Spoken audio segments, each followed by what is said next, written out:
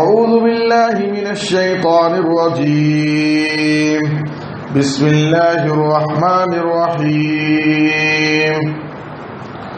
أقم الصلاة لدلوك الشمس إلى غسق الليل وقرآن الفجر إن قرآن الفجر كان مشهودا. سبحانك لا علم لنا إلا ما علمتنا إنك أنت العليم الحكيم. رب اشرح لي صدري ويسر لي أمري واحلل عقدة من لساني يفقهوا قولي رب زدني علما. ہر قسم کی حمد و ثنا، تعریف و ستائش، بڑائی اور بزرگی، عظمت و کبریائی صرف اللہ رب العالمین کے لیے لائق اور زیبا ہے. درود و سلام ہو ہم سب کے آخری نبی جناب محمد الرسول اللہ صلی اللہ علیہ وسلم پر. محترم حضرات، خواتین اسلام، آج خطبہ جمعہ کا موضوع علامہ اقبال علیہ الرحمہ کے ایک شعر سے لیا گیا ہے. کس قدر تم پہ گراں صبح کی بیداری ہے، کس قدر تم پہ گراں صبح کی بیداری ہے، ہم سے کب پیار ہے ہاں نیند تمہیں پیاری ہے. کس قدر تم پہ گراں صبح کی بیداری ہے، ہم سے کب پیار ہے ہاں نیند تمہیں پیاری ہے. یعنی صبح کے وقت تمہارا اٹھنا تمہارے لیے بہت مشکل ہے، تمہارے لیے بہت بھاری ہے، اس لیے کہ تمہیں نیند عزیز ہے، نیند پیاری ہے.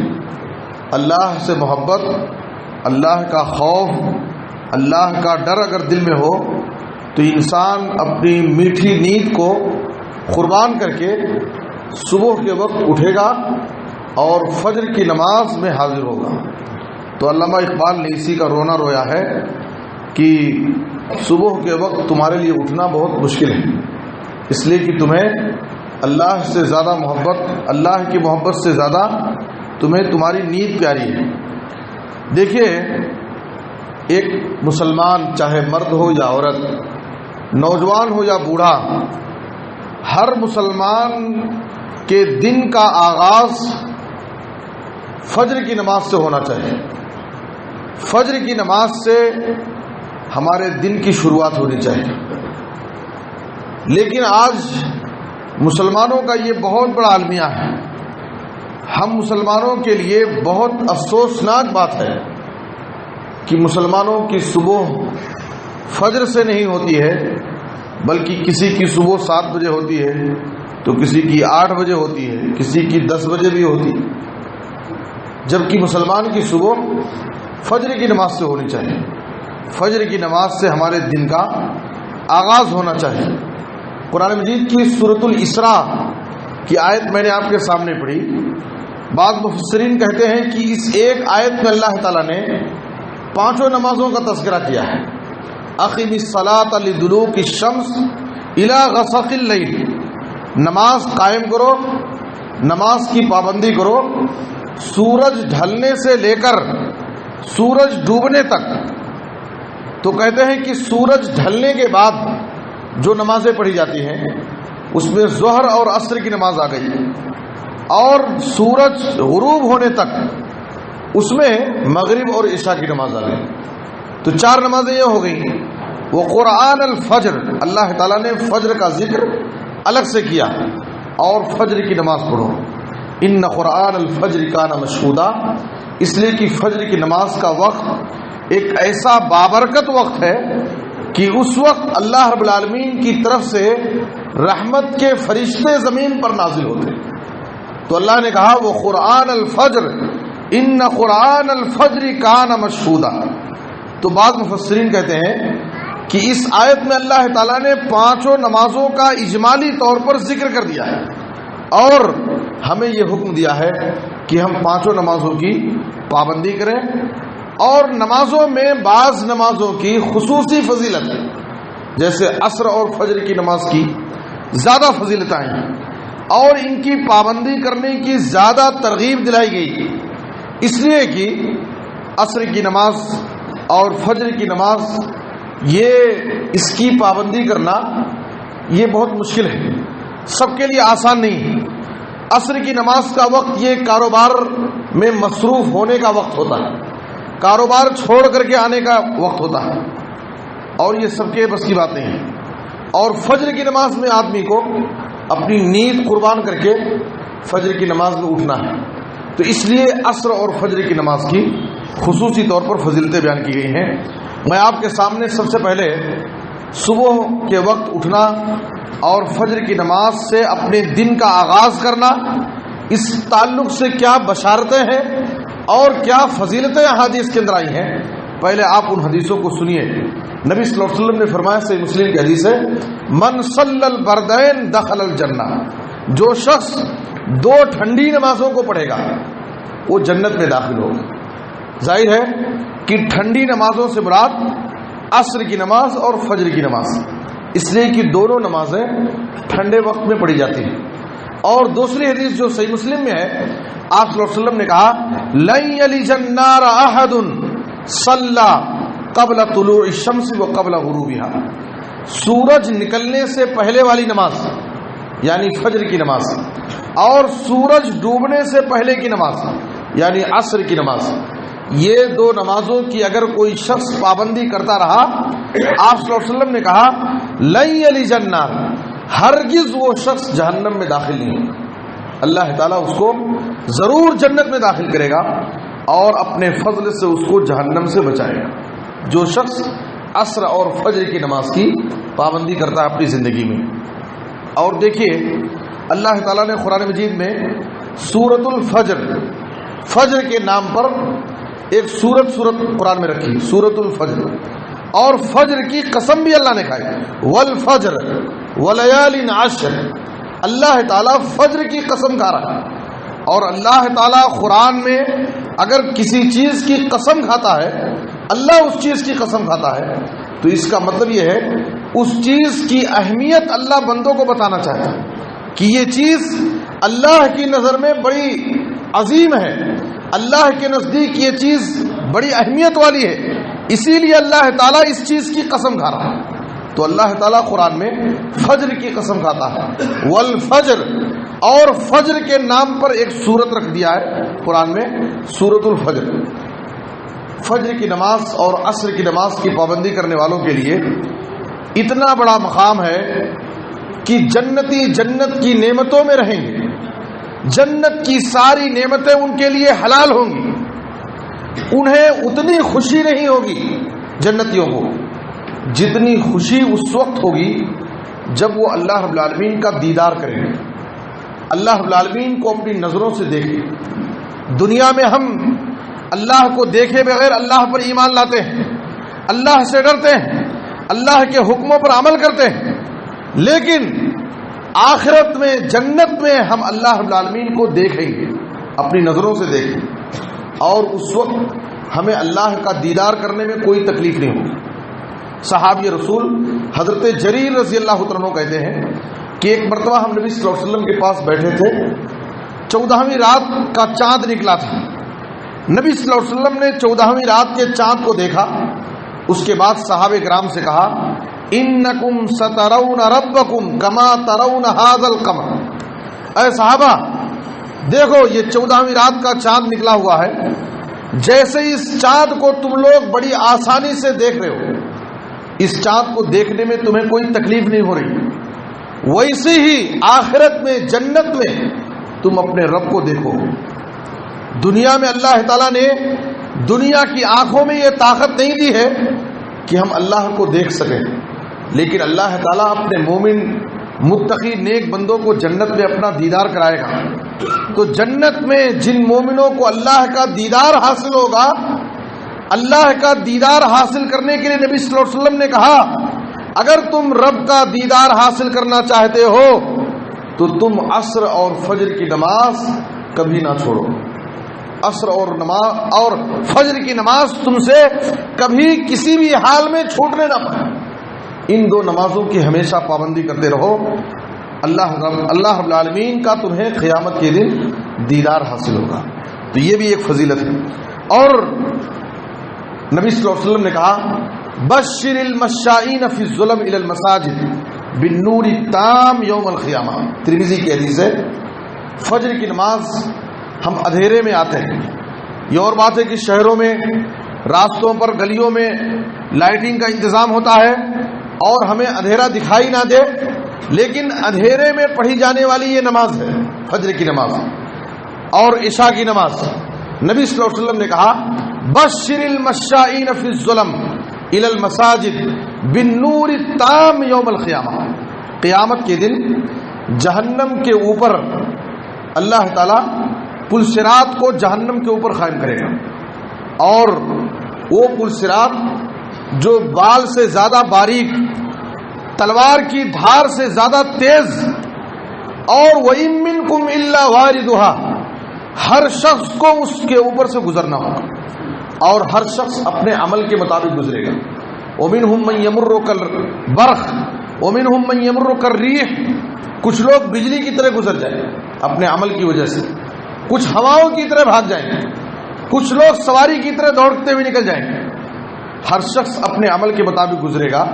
نبی صلی اللہ علیہ وسلم نے کہا کہ پل صراط کے چاروں طرف اندھیرا ہی اندھیرا ہوگا.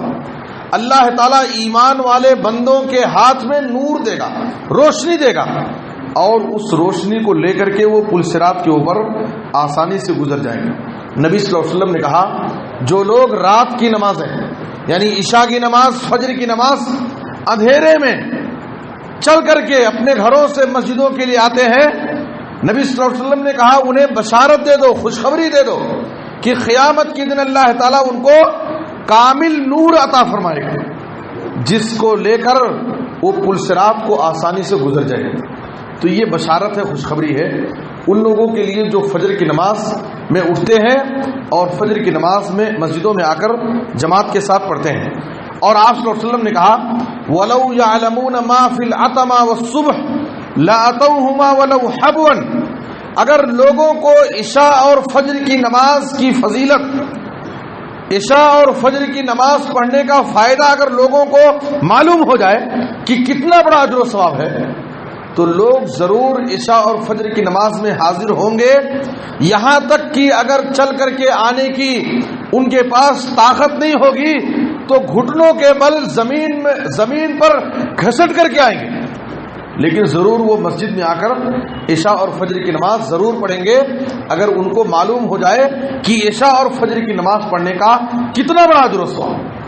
آنے کی اگر طاقت نہیں ہے کسی بھی طرح سے، زمین پر گھٹنوں کے بل گھسیٹ کر کے بھی اپنے آپ کو آئیں گے، لیکن وہ ضرور ان نمازوں میں آئیں گے اگر ان کو ان نمازوں کا اجر و ثواب معلوم ہو جائے. اور آپ صلی اللہ علیہ وسلم نے فرمایا، صحیح مسلم کی حدیث ہے، کتنا بڑا فائدہ ہے. ایک مرتبہ حضرت عثمان بن عفان رضی اللہ عنہ عشاء کی نماز کے لیے مغرب کی نماز کے بعد ہی آ گئے، تھوڑی ہی دیر کے بعد عشاء کی نماز کے بعد کے لیے آ گئے اور جماعت عشاء کی نماز کے انتظار میں مسجد میں بیٹھ گئے. جب ان سے کہا گیا اتنی جلدی آپ عشاء کی نماز میں کیوں آ گئے، تو انہوں نے نبی صلی اللہ علیہ وسلم کی یہ حدیث سنائی، صحیح مسلم کی، من صلی العشاء فی جماعت فکأنما قام نصف اللیل ومن صلی الصبح فی جماعت فکأنما صلی اللیل کلہ. کتنا بڑا اجر و ثواب ہے. اگر کوئی شخص عشاء کی نماز جماعت کے ساتھ پڑھ لیتا ہے تو گویا کہ وہ آدھی رات قیام کیا، آدھی رات اسے عبادت کا ثواب ملے گا، آدھی رات اس نے اللہ کی عبادت میں گزار دی عشاء کی نماز جماعت سے پڑھنے والے کو. اور اگر فجر کی نماز بھی جماعت کے ساتھ پڑھ لیا تو گویا کہ اس نے پوری رات عبادت میں گزاری، پوری رات عبادت کرنے کا اس کو اجر و ثواب ملے گا. اس شخص کو جو عشاء کی نماز اور فجر کی نماز دونوں نمازیں جماعت کے ساتھ پڑھ لیتا ہے. اتنا بڑا اجر و ثواب ہے میرے بزرگوں اور دوستوں. اور آپ صلی اللہ علیہ وسلم نے کہا، ابن ماجہ کی حدیث ہے، من صلی الصبح فہو فی ذمۃ اللہ. اگر کوئی شخص فجر کی نماز پڑھ لیتا ہے، فجر کی نماز سے اپنے دن کا آغاز کرتا ہے، فجر کی نماز میں حاضر ہوتا ہے، نبی صلی اللہ علیہ وسلم نے کہا اب وہ شخص پورا دن بھر اللہ تعالیٰ کے حفظ و امان میں آ گیا، دن بھر اللہ تعالیٰ اس کی حفاظت کرے، اللہ اس کا محافظ۔ ہم فجر کی نماز میں اٹھیں، فجر کی نماز سے اپنے دن کا آغاز کریں، دن بھر ہم کہیں سفر میں جا رہے ہیں یا کاروبار کر رہے ہیں، کہیں بھی جا رہے ہیں، اللہ کی حفاظت کریں، پورا دن اللہ ہماری حفاظت کرے، اللہ ہمارا محافظ ہو۔ کتنی بڑی سیکورٹی ہے ہمارے لیے اس شخص کے لیے جو فجر کی نماز پڑھتا ہے۔ ومن صلی الصبح فهو فی ذمۃ اللہ۔ میرے بزرگوں اور دوستو، ہمارا حال یہ ہے کہ ہم حدیثوں پر عمل نہیں کرتے ہیں، نبی کی سنتوں پر عمل نہیں کرتے ہیں، دین پر چلنا نہیں جانتے ہیں، جس کی وجہ سے ہماری زندگیوں میں طرح طرح کے مسائل، طرح طرح کی پریشانیاں ہیں، ہمارے گھروں میں طرح طرح کے مسائل، اور ہم صرف شکوے اور شکایت کرتے ہیں، اپنی پریشانیوں کا اظہار دوسروں کے سامنے کرتے ہیں۔ کتاب و سنت پر اگر واقعی ہم عمل کریں، اللہ تعالیٰ دنیا میں بھی ہم کو خوشگوار زندگی عطا کرے گا، دنیا میں بھی اللہ تعالیٰ ہماری حفاظت کرے گا، دنیا میں بھی اللہ تعالیٰ ہم کو عزت اور سکون کی زندگی عطا کرے گا، اور آخرت میں اللہ تعالیٰ نے جنت میں ہمارے لیے ایسی نعمتیں تیار کر رکھی ہیں جن کا ہم تصور بھی نہیں کر سکتے، جن نعمتوں کے بارے میں کسی کان نے سنا نہیں ہوگا، کسی آنکھ نے دیکھا نہیں ہوگا، کسی کے دل میں اس کا خیال بھی نہیں ہے۔ میرے بزرگ اور دوستو، اس لیے ہمیں دین پر چلنے کی کوشش کرنا چاہیے۔ فجر کی نماز کی 2 رکعت سنت کا کیا حال ہے؟ فجر کی فرض نماز کی تو فضیلت ہے ہی، فجر کی 2 رکعت سنت کے بارے میں نبی صلی اللہ علیہ وسلم نے کہا، رکعت الفجر خیر من الدنیا وما فیہا۔ فجر کی 2 رکعت سنت دنیا اور دنیا کی ساری نعمتوں سے بڑھ کر کے، دنیا اور دنیا میں پائی جانے والی جتنی بھی چیزیں ہیں اس سے بھی بہتر فجر کی 2 رکعت سنت پڑھنے میں۔ اتنا بڑا اجر و ثواب فجر کی 2 رکعت سنت کا ہے، تو فرض پڑھنے پر کتنا اجر و ثواب ملے گا ہم اس کا اندازہ کر سکتے ہیں۔ اور صبح کا وقت، فجر کا وقت، یہ بڑا بابرکت وقت ہے۔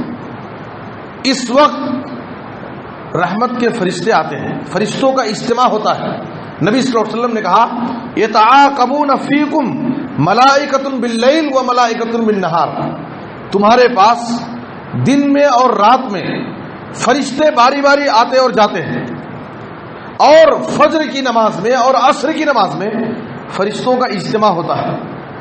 جو فرشتے رات ہمارے پاس گزارتے ہیں وہ فرشتے اللہ کے پاس جاتے ہیں، اللہ تعالیٰ ان فرشتوں سے پوچھتا ہے، حالانکہ اللہ تعالیٰ کو معلوم ہے، پھر بھی اللہ فرشتوں سے پوچھتا ہے، کیف ترکتم عبادی، اے فرشتوں بتاؤ تم میرے بندوں کے پاس گئے تھے، میرے بندوں کو کس حال میں چھوڑ کر کے آئے ہو؟ تو فرشتے کہتے ہیں، ترکناہم وہم یصلون واتیناہم وہم یصلون، ہم ان کو نماز پڑھتے ہوئے چھوڑ کر کے آئے، جب ہم ان کے پاس سے آئے ہیں تو وہ نماز پڑھ رہے تھے، اور جب ان کے پاس گئے تھے اس وقت بھی وہ نماز پڑھ رہے ہیں۔ تو یہ فرشتے ان نمازیوں کے بارے میں اللہ کے پاس گواہی دیتے ہیں جو عصر اور فجر کی نماز میں حاضر ہوتے ہیں۔ تو فرشتے کہتے ہیں، اے اللہ جب ہم ان کے پاس سے آئے تب بھی وہ نماز پڑھ رہے تھے، اور جب ان کے پاس گئے تھے اس وقت بھی وہ نماز پڑھ رہے تھے، یعنی عصر اور فجر کی نماز کی ہماری حاضری اور ہماری گواہی فرشتے اللہ کے پاس دیتے ہیں۔ یہ کتنا بابرکت وقت ہے صبح کا۔ نبی صلی اللہ علیہ وسلم نے ابو داؤد کی حدیث ہے، آپ صلی اللہ علیہ وسلم نے اپنی امت کے لیے صبح کے وقت میں برکت کی دعا مانگی، اللہم بارک لامتی فی بکورہا، اے اللہ میری امت کے لیے صبح کے وقت میں برکت دے، اے اللہ میری امت کے لیے صبح کے وقت میں برکت ہے۔ یاد رکھیے صبح کا وقت اتنا بابرکت وقت ہے کہ اس وقت صبح کے وقت میں ہم جو بھی کام کریں، اچھے کام چاہے دنیا کے ہوں یا دین کے ہوں، اللہ العالمین کی طرف سے اس میں برکت ہو۔ یہاں تک کہ اس حدیث کے راوی صحابی صخر الغامدی رضی اللہ عنہ، وہ ایک تاجر صحابی تھے، تجارت کرتے تھے۔ جب انہوں نے نبی صلی اللہ علیہ وسلم سے یہ حدیث سنی کہ آپ صلی اللہ علیہ وسلم نے اس امت کے لیے صبح کے وقت میں برکت کی دعا مانگی ہے، تو وہ کہتے ہیں کہ میں اپنی تجارت کا آغاز صبح کے وقت میں کیا، صبح کے وقت تجارت شروع کرتا تھا. تجارت کے لیے نکلنا ہے، سفر پہ جانا ہے تو صبح کے وقت نکلتا تھا، اپنا کاروبار صبح کے وقت سے شروع کر دیتا تھا. کہتے ہیں حدیث میں ہے فَأَسْرَا وَكَسُرَ مَالُهُ، دیکھتے دیکھتے ان کے پاس بہت زیادہ مال جمع ہو گیا. اللہ تعالیٰ نے ان کی تجارت میں خوب برکت عطا کی اور وقت کے وہ ایک بڑے مالدار صحابی بن گئے، بڑے مالدار ہو گئے. صرف اس نسخے پر انہوں نے عمل کیا کہ نبی صلی اللہ علیہ وسلم نے اس امت کے لیے صبح کے وقت میں برکت کی دعا مانگی. میرے بزرگ اور دوستو، یہ ہم سب کے لیے بہت بڑا المیہ ہے. بہت افسوس ہوتا ہے کہ آج مسلمانوں کی پہچان یہ بن گئی ہے کہ مسلمان، خاص طور پر نوجوان بچے، راتوں میں دیر رات تک جاگتے ہیں، موبائل فون میں وہ مصروف رہتے ہیں، گیم کھیلنے کی ان کو لت لگی ہوئی ہے، سیریل دیکھنا، فلمیں دیکھنا موبائل فون میں ان کی زندگی کا مشغلہ بن گیا.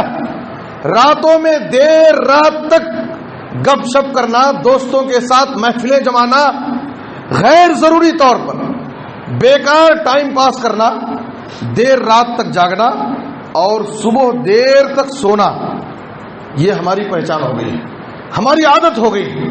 یاد رکھیں، مسلمانوں کی ذبح حالی اور ہماری پستی، ہماری جو اس وقت حالت ہے، اس کی ایک بہت بڑی وجہ یہ بھی ہے کہ آج مسلم قوم فطرت کے خلاف زندگی گزار رہی ہے. اللہ تعالیٰ نے رات بنائی ہے آرام کے لیے، دن بنایا ہے کاروبار کے لیے، محنت کرنے کے لیے. آج ہم اس کے خلاف زندگی گزارتے ہیں، دن میں سوتے ہیں، رات میں جاگتے ہیں. یہ فطرت کے خلاف ہے. نبی صلی اللہ علیہ وسلم نے فرمایا کہ کان یکرہ النوم قبل العشاء والحدیث بعدها، صحیح بخاری کی حدیث ہے. نبی صلی اللہ علیہ وسلم عشاء سے پہلے سونے کو اور عشاء کے بعد بیکار بات چیت کرنا، غیر ضروری گفتگو کو آپ صلی اللہ علیہ وسلم سخت ناپسند کرتے تھے. عشاء کے بعد آدمی جتنی جلد ہو سکے وہ سو جائے، بیکار وقت نہ گزارے بیکار کاموں میں. تو نبی صلی اللہ علیہ وسلم اس چیز کو ناپسند کرتے تھے.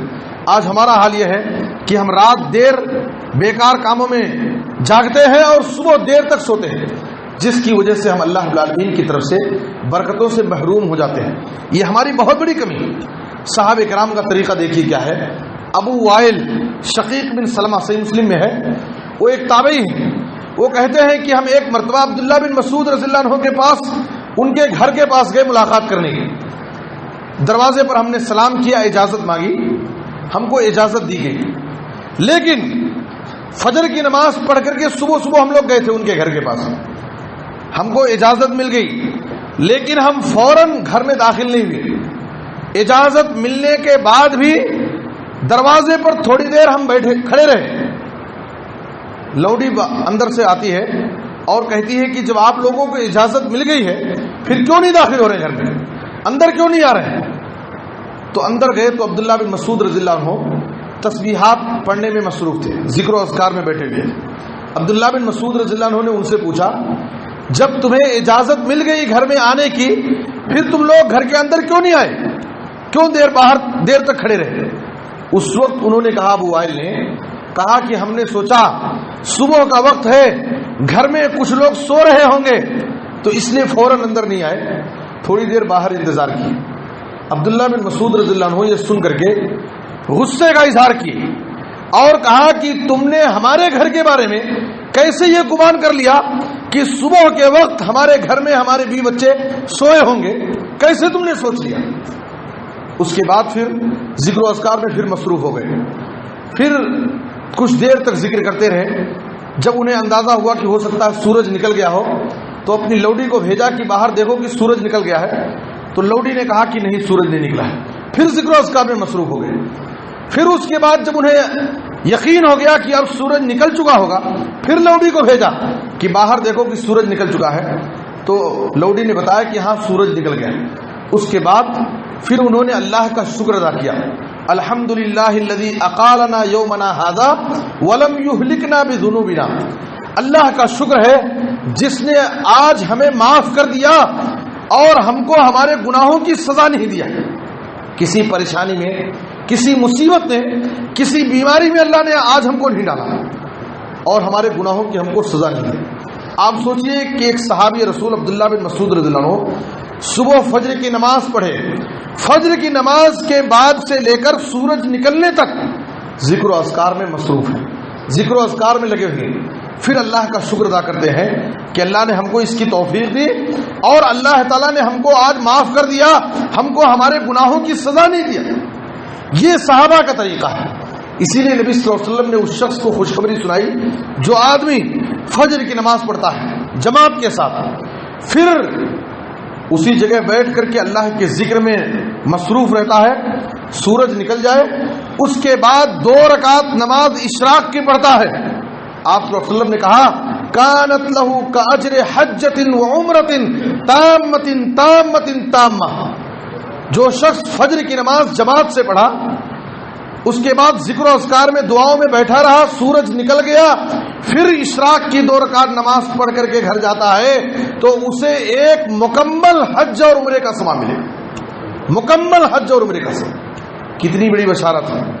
آج ہمیں ہماری زندگیوں کی قدر معلوم نہیں، ہمیں ہمارے وقت کی قدر معلوم نہیں، ہمارا پورا وقت صبح سونے میں گزرتا ہے، صبح سونے میں ہمارا وقت گزرتا ہے، نہ فجر کی نماز کی ہمارے پاس پابندی ہے، نہ ذکر و اذکار اور دعاؤں کی پابندی ہے، پھر ہم شکوے اور گلے کرتے ہیں کہ ہماری زندگیوں میں یہ پریشانی ہے، ہمارے گھروں میں یہ پریشانی ہے، کاروبار کا ٹینشن ہے، ہماری زندگی میں یہ مسئلہ ہے۔ ہماری زندگی کے سارے مسائل کا حل ہمارے پاس موجود ہے۔ ہم اللہ کے دین پر چلیں، اللہ کے حکموں پر عمل کریں، اللہ سے ڈریں، اللہ ہم کو دنیا میں بھی ہماری مدد کرے گا اور آخرت میں بھی ہماری حفاظت کرے گا۔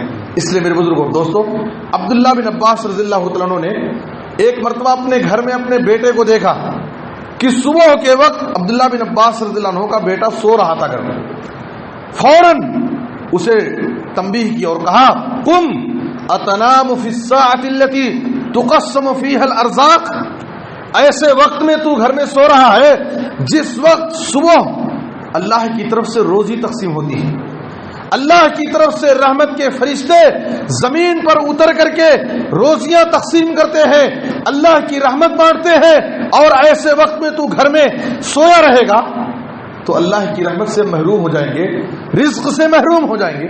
اس لیے فوراً بیٹے کو اٹھایا اور منع کیا کہ صبح کے وقت مت سو۔ آج ہمارے گھروں کا مسلم محلوں کی پہچان ہے، یہاں تک کہ میونسپلٹی کے لوگ جب کچرے والے آتے ہیں بار بار ان کو گھنٹی مارنا پڑتا ہے، چلانا پڑتا ہے، گھر کا کچرا دینے والے باہر نہیں نکلتے ہیں۔ یہ مسلم گلیوں اور محلے کی پہچان ہے کہ لوگ صبح دیر تک سوئے تھے۔ مسلمانوں کی پہچان ایک وقت ایسی تھی کہ جب کوئی مسلم گلی سے گزرتا تھا، مسلم محلے سے گزرتا تھا تو وہاں سے اس کو قرآن مجید کے پڑھنے کی آوازیں سنائی دیتی تھی۔ مسلمان گھروں میں لوگ، گھر میں خواتین بیدار ہیں، فجر کی نماز پڑھ کر کے قرآن مجید کی تلاوت کر رہی ہیں، باقاعدہ گھروں میں ایک رونق نظر آتی تھی۔ آج مسلم گھروں کی پہچان آپ دیکھیے، کسی کے گھر اگر آپ صبح پہنچ جائیں گے، کوئی آپ کو بتانے والا، آپ کا استقبال کرنے والا، آپ کا جواب دینے والا کوئی نہیں ملے گا، گھر کے سارے افراد سوئے رہتے ہیں۔ یہ سوماری آج ہمارے گھروں کی نشانی بن چکی ہے میرے بزرگوں اور دوستوں، جس کی وجہ سے ہمارے گھروں میں طرح طرح کی بلائیں، پریشانیاں، آفتیں نازل ہوتی ہیں اور ہم اللہ کی رحمتوں سے، روزیوں سے محروم ہو جاتے ہیں۔ عبداللہ بن عباس اپنے بیٹے کو صبح سوتا ہوا دیکھ کر فوراً منع کرتے ہیں، ایسے وقت میں تو سو رہا ہے جس وقت روزی تقسیم ہوتی۔ آج ہم بھی سوئے ہیں، ہمارے بیوی بچوں بھی گھر میں سوئے ہوئے ہیں، نہ ہمیں کوئی فکر ہے نہ اپنے بیوی بچوں کی کوئی فکر ہے۔ نبی صلی اللہ علیہ وسلم نے کہا افضل الصلوات عند اللہ صلاۃ الصبح یوم الجمعۃ فی جماعت، نمازوں میں، تمام نمازوں میں سب سے افضل نماز جمعہ کے دن فجر کی نماز جماعت کے ساتھ پڑھنا ہے۔ تمام نمازوں میں سب سے افضل نماز جمعہ کے دن فجر کی نماز جماعت کے ساتھ پڑھنا ہے۔ ہم اندازہ لگائیں کہ کتنے لوگ فجر کی نماز، آج جمعہ کا دن ہے، کتنے لوگ جمعہ میں فجر کی نماز جماعت کے ساتھ پڑھیں۔ میرے بزرگ اور دوستو، اصل اگر مومنوں کو تلاش کرنا ہے، حقیقی ایمان والے بندے کون ہیں، ان کو اگر دیکھنا ہے، ان کو ڈھونڈنا ہے تو فجر کی نماز میں ہماری مسجدوں کا جائزہ لیں۔ جو بڑے بڑے دین اور تقوی کی باتیں کرنے والے، نماز روزے کی باتیں کرنے والے، ہمیشہ تسبیح کے دانے گھمانے والے، اصل ان کی تقوی اور طہارت کو اگر دیکھنا ہے تو فجر کی نمازوں کا جائزہ۔ فجر کی نماز میں کتنے لوگ حاضر رہتے ہیں؟ نبی صلی اللہ علیہ وسلم نے کہا تمام نمازوں میں سب سے افضل نماز جمعہ کے دن فجر کی نماز جماعت کے ساتھ پڑھنا ہے۔ آپ سنن نسائی کی روایت ہے، ایک مرتبہ نبی صلی اللہ علیہ وسلم فجر کی نماز پڑھ کر آپ صلی اللہ علیہ وسلم نے حاضری لی۔ اشہد فلان، کیا فلاں شخص نماز میں حاضر ہے؟ لوگوں نے کہا کہ نہیں۔ پھر آپ صلی اللہ علیہ وسلم نے دوسرے کا نام لیا، فلان، کیا فلاں شخص فجر کی نماز میں ہے؟ تو کہا کہ نہیں۔ پھر نبی صلی اللہ علیہ وسلم نے کہا کہ دیکھو یہ دو نمازیں عشاء اور فجر کی نماز منافقوں پر بہت زیادہ بھاری گزرتی ہے۔ عشاء اور فجر کی نماز کا ادا کرنا یہ سب کے بس کی بات نہیں ہے، منافقین پر بہت بھاری گزرتی ہے۔ صحیح مسلم کی حدیث میں ہے ان اثقل صلاۃ علی المنافقین صلاۃ العشاء وصلاۃ الفجر۔ ہم کیسے ایمان والے ہیں اور کیسے ہم ایمان کا دعویٰ کرتے ہیں، اور نبی صلی اللہ علیہ وسلم کی یہ حدیثیں کس کان سے کس دل و دماغ کو حاضر کر کے ہم کو سننا برداشت ہو جاتا ہے۔ نبی صلی اللہ علیہ وسلم فرما رہے ہیں کہ منافقوں پر سب سے زیادہ بھاری نماز عشاء اور فجر کی نماز۔ عشاء کی نماز اس لیے کہ نبی صلی اللہ علیہ وسلم کے زمانے میں عشاء کی نماز بہت تاخیر سے پڑھتے تھے، منافقین اتنی رات تک جاگتے نہیں تھے، سو جاتے تھے، اور فجر کی نماز میں اٹھ کر کے نیند کی قربانی دے کر کے نماز پڑھنے آنا ہے۔ نبی صلی اللہ علیہ وسلم نے کہا، قرآن میں اللہ نے کہا کہ منافقوں پر تمام نمازیں بھاری ہیں۔ وَإِذَا قَامُوا إِلَى الصَّلَاةِ قَامُوا كُسَالَى يُرَاءُونَ النَّاسَ وَلَا يَذْكُرُونَ اللَّهَ إِلَّا قَلِيلًا۔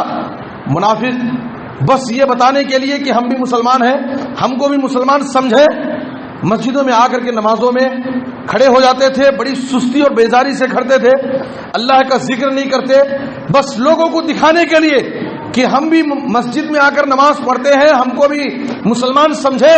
اگر مسجد میں جا کر جماعت کے ساتھ نماز نہیں پڑھیں گے تو ہم کو کافر سمجھ کر کے ہم سے قتال کریں گے۔ یہ بتانے کے لیے منافق بھی نبی صلی اللہ علیہ وسلم کے زمانے میں مسجدوں میں آ کر کے بظاہر سستی اور بیزاری کے ساتھ ریاکاری کے لیے آ کر نمازوں میں کھڑتے تھے۔ اللہ کے نبی صلی اللہ علیہ وسلم فرما رہے ہیں کہ نمازوں میں سب سے زیادہ مشکل ان کے لیے عشاء اور فجر کی نماز ہوتی ہے۔ میرے بزرگوں، اگر ہم اپنی نمازوں کا جائزہ لیں، اگر فجر کی نماز میں اٹھنا، فجر کی نماز کی پابندی کرنا ہمارے لیے مشکل ہو رہا ہے، کاروبار کے لیے نکلنا، کاروبار میں سفر کے لیے جانا، دنیاوی کاموں کے لیے صبح اٹھنا ہمارے لیے آسان ہے، تو ہمیں اپنے ایمان کا جائزہ لینا چاہیے، ہمیں اپنے ایمان کا جائزہ لینا چاہیے۔ نبی صلی اللہ علیہ وسلم کی اس حدیث پر غور کرنا چاہیے کہ منافقوں کے اوپر سب سے زیادہ بھاری نماز عشاء اور فجر کی نماز۔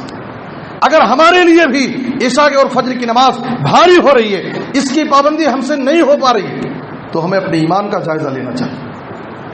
ہم دیکھیں، گاؤں جانا ہے، رشتہ داروں کے ہاں جانا ہے، سفر پر جانا ہے، 4 بجے کی پہلی بس پکڑنا ہے، 5 بجے کی پہلی بس پکڑنا ہے، آدمی بڑی فکر سے سوتا ہے، یہاں تک کہ رات میں کئی بار وہ اٹھ کر کے لوگ موبائل فون دیکھتے ہیں، کتنا وقت ہو گیا، ٹائم چیک کرتے ہیں کہ کہیں پہلی بس مس نہ ہو جائے، چھوٹ نہ جائے۔ باقاعدہ وقت سے پہلے وہ اپنے ٹرین کے ٹائم پر، بس کے ٹائم پر جا کر کے بس اسٹینڈ حاضر ہو جاتا ہے، سفر پر رواں ہو جاتا ہے۔ دنیا کے سفر کے لیے، دنیاوی کاموں کے لیے ہم جب چاہے ہم اٹھنا ہمارے لیے آسان ہے، اور اٹھتے ہیں اور جاتے ہیں۔ دنیا کے کاموں کی ہمیں اتنی فکر ہے، لیکن ہمارے دلوں میں آخرت کی فکر نہیں ہے۔ اگر دل میں پختہ ارادہ کر لیں، ہم صدق دل سے، سچی نیت سے واقعی اگر ہم سوئیں اور فجر میں اٹھنے کا ارادہ کر کے سوئیں، یاد رکھیں اللہ کی طرف سے ایسی مدد ہوگی گویا کہ اللہ تعالیٰ کسی فرشتے کو بھیج کر کے ہم کو اٹھاتا، وقت پر باقاعدہ آدمی اٹھ جاتا ہے، اور ایسا لگتا ہے کہ کوئی ہم کو اٹھا رہا ہے کہ اٹھو تمہاری نماز کا وقت ہو گیا۔ ہم اگر سچے دل سے، صدق نیت کے ساتھ، فکر کے ساتھ ارادہ کر کے کہ مجھے فجر کی نماز میں اٹھنا ہے، آپ دیکھیے کہ کس طرح سے آپ کے لیے اٹھنا آسان ہو جائے گا۔ اور اگر انسان ہے، کبھی نیند غالب ہو گئی، نہیں اٹھ سکا، نیت کر کے سویا، فکر کے ساتھ سویا، ارادہ کر کے سویا، نیند غالب ہو گئی، نہیں اٹھ سکا، نبی صلی اللہ علیہ وسلم نے کہا اس کا یہ سونا بھی اس کے لیے صدقہ ہے. یہ سویا نہیں ہے بلکہ اللہ کی طرف سے وہ سلایا گیا. اللہ تعالیٰ اس کو سلا کر کے کبھی کبھار اس کو اجر و ثواب دیتا ہے، لیکن شرط یہ ہے کہ اس کی نیت صحیح ہو اور اٹھنے کی نیت سے فکر کے ساتھ وہ سویا ہو. نبی صلی اللہ علیہ وسلم نے کہا من اتا فراشہ وهو ينوي ان يقوم فيصلي من الليل فغلبته عينه كتب له ما نوى وكان نومه صدقة عليه من ربه. فکر کے ساتھ نیت کر کے اگر سویا، نیند غالب ہو گئی، نہیں اٹھ سکا، اس کی نیت کے مطابق اس کو مکمل اجر و ثواب ملے گا اور اس کا سونا اس کے لیے اللہ کی طرف سے صدقہ ہو جائے گا. میرے بزرگوں دوستوں، اس لیے ہمیں فکر ہونی چاہیے. جیسے ہمیں دنیاوی کاموں کی فکر ہوتی ہے اور ہم باقاعدہ وقت پر اٹھتے ہیں اور اپنے کاروبار کرتے ہیں، اس سے کہیں زیادہ ہمارے دلوں میں آخرت کی فکر ہونی چاہیے، دین کی فکر ہونی چاہیے، اللہ کا ڈر ہونا چاہیے. نبی صلی اللہ علیہ وسلم نے کہا، عبداللہ بن عمر رضی اللہ تعالیٰ عنہ صحابی، مشہور صحابی عبداللہ بن عمر کہتے ہیں اذا انا كنا اذا فقدنا الرجل في الفجر والعشاء اسانا به الظن. صحیح ترغیب کی حدیث ہے. جب ہم کسی آدمی کو، غور کریں صحابہ کا موقف کیا ہے، صحابہ کس طرح سے بے نمازیوں کو کس نظر سے دیکھتے تھے. کہتے ہیں عبداللہ بن عمر صحابی، ہم اگر کسی آدمی کو فجر کی نماز میں اور عشاء کی نماز میں غیر حاضر پاتے تو ہم اس کے بارے میں بدگمانی میں پڑ جاتے تھے، یعنی ہم کو اس کے دین اور ایمان میں شک ہونے لگتا کہ واقعی یہ مومن ہے یا نہیں ہے. اگر وہ شخص فجر اور عشاء کی نماز میں نہیں آتا، اس کے دین اور ایمان پر ہم کو شک ہونے لگتا. یہ کون کہہ رہے ہیں؟ ایک صحابی عبداللہ بن عمر رضی اللہ عنہ کہہ رہے ہیں. صحیح ترغیب کی حدیث ہے. آج ان لوگوں کو اپنے ایمان کا جائزہ لینا چاہیے جو مسلسل فجر کی نمازوں میں نہیں آتے. فجر کی نماز میں ان کے پاس اٹھنے کی کوئی عادت ہی نہیں، ان کی صبح ہمیشہ 7 بجے 8 بجے ہوتی ہے، پھر بھی وہ اپنے آپ کو بڑا پکا سچا مسلمان کہتے ہیں، اپنے آپ کو بڑے بڑے ایمان کا دعویٰ کرتے ہیں، کسی سے ہم کم نہیں ہیں. عبداللہ بن عمر صحابہ کا موقف کیا ہے کہ اگر کوئی شخص فجر کی نماز میں، عشاء کی نماز میں حاضر نہیں ہو رہا ہے تو اس کے دین اور ایمان کے بارے میں سوالیہ نشان قائم کرتے ہیں. کیا وہ مومن ہے کہ نہیں ہے کہ وہ نمازوں میں نہیں آ رہا ہے. میرے بزرگ اور دوستو، نبی صلی اللہ علیہ وسلم کے پاس ایک آدمی کا ذکر کیا گیا جو رات بھر سویا، یہاں تک کہ صبح تک فجر کی نماز میں سویا رہ گیا. اس کے بارے میں نبی صلی اللہ علیہ وسلم کے بارے میں ذکر کیا گیا. آپ صلی اللہ علیہ وسلم نے کہا بال الشیطان فی اذنی، بخاری اور مسلم کی حدیث ہے. شیطان اس کے دونوں کانوں میں پیشاب کر دیا جو صبح کی نماز، فجر کی نماز چھوڑ کر کے صبح تک سویا رہا. اور آپ صلی اللہ علیہ وسلم نے کہا یاقد الشیطان ولا قافیۃ راس احدکم اذا هو نام 3 وقت. جب آدمی رات میں سونے لگتا ہے، شیطان اس کے سر میں، اس کے گدی کے پاس اس کے بالوں میں 3 گھانٹیاں لگاتا ہے اور اس پر پھونک مارتا ہے اور کہتا ہے کہ تو رات بھر اچھا سو جا. جب آدمی صبح کرتا ہے، اٹھتا ہے صبح اور اللہ کا ذکر کرتا ہے، یعنی دعا پڑھ کر کے اٹھتا ہے، تو دعا پڑھنے کی وجہ سے صبح اٹھنے کے وقت شیطان کی لگائی ہوئی 1 گھانٹی کھل جاتی ہے. اس کے بعد پھر وہ وضو کرتا ہے، وضو کرنے کی وجہ سے شیطان کی لگائی ہوئی 2 گھانٹی کھل جاتی ہے. یہ صحیح بخاری اور مسلم کی حدیث ہے. اور جب فجر کی نماز پڑھتا ہے تو 3 گھانٹی بھی کھل جاتی ہے. نبی صلی اللہ علیہ وسلم نے کہا فَأَصْبَحَ نَشِيطًا طَيِّبَ النَّفْسِ. اب وہ صبح وقت دعا پڑھ کر کے سویا، وضو کیا، فجر کی نماز پڑھا، شیطان کی لگائی ہوئی 3 گھانٹیاں کھل گئیں. اب دن بھر وہ چست رہے گا، کوئی بھی کام کرے گا اس کا دل لگے گا، ہمیشہ نشیط رہے گا، متحرک رہے گا، ہر کام میں اس کا دل لگے گا.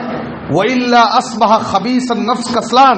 ورنہ صبح اٹھتے وقت اگر دعا نہیں پڑھا، وضو نہیں کیا، فجر کی نماز نہیں پڑھا، نبی صلی اللہ علیہ وسلم نے کہا کہ دن بھر وہ سست رہے گا، کسی کام میں اس کا دل نہیں لگے گا. آج ہمارے نوجوان جو شماری ہو رہے ہیں، کاروبار میں دل نہیں لگتا ہے، کاروبار کا ٹینشن ان کے پاس ہے، دکان کے لیے گئے تو وہاں من نہیں لگتا بیٹھنے. اس کی وجہ کیا ہے؟ رات میں دیر تک جاگتے ہیں اور صبح دیر تک سوتے ہیں. نہ دعاؤں کا اہتمام ہے، نہ فجر کی نماز کی کوئی پابندی ہے، جس کی وجہ سے نبی صلی اللہ علیہ وسلم کی یہ حدیث ہم پر سچی ثابت ہوتی ہے کہ آدمی اٹھتے وقت دعا نہیں پڑھا، وضو نہیں کیا، نماز نہیں پڑھا، پورا دن وہ سست رہے گا.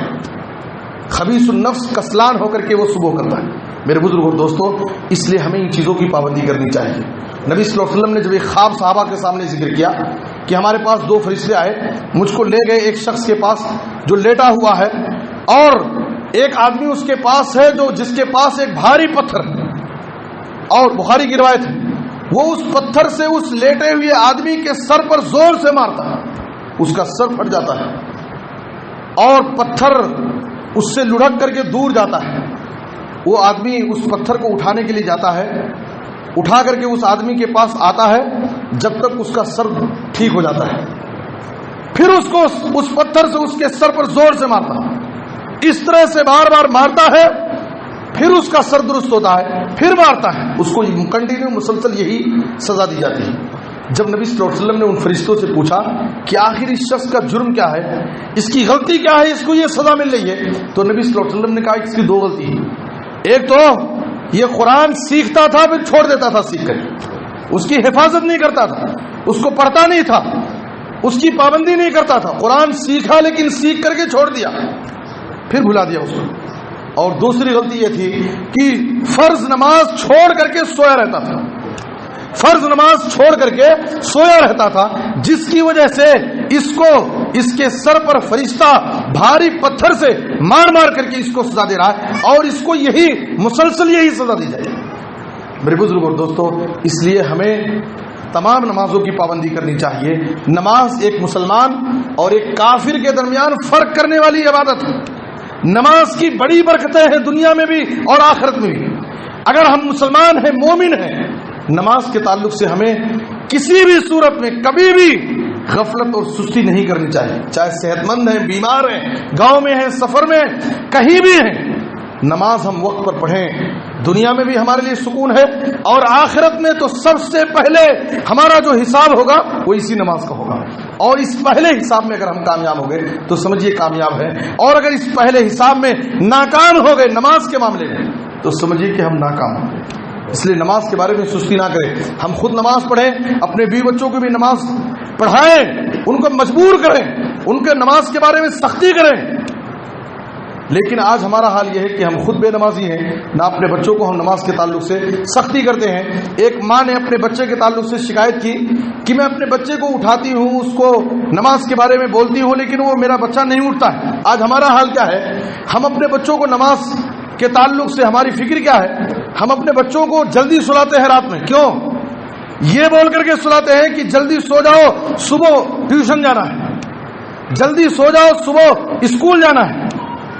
کوئی ماں باپ ایسے نہیں الا ماشاءاللہ جو اپنے بچوں کو وقت پر جلدی رات میں یہ کہہ کر کے سلائے کہ بیٹے جلدی سو جاؤ، صبح فجر کی نماز پڑھنا ہے، الا ماشاءاللہ۔ بہت کم ایسے ماں باپ جو اپنے بچوں کو وقت پر سلائیں، رات میں یہ کہہ کر کے بیٹے جلدی سو جاؤ، صبح فجر کی نماز میں اٹھنا ہے۔ ہم اپنے بچوں کو جلدی سلاتے ہیں، لیکن کیا کہہ کر کے سلاتے ہیں؟ جلدی سو جاؤ، صبح ٹیوشن جانا ہے، جلدی سو جاؤ، صبح 7 بجے اسکول جانا ہے۔ دنیا کی ہمیں فکر لگی ہوئی ہے، لیکن ہمیں آخرت کی کوئی فکر نہیں لگی۔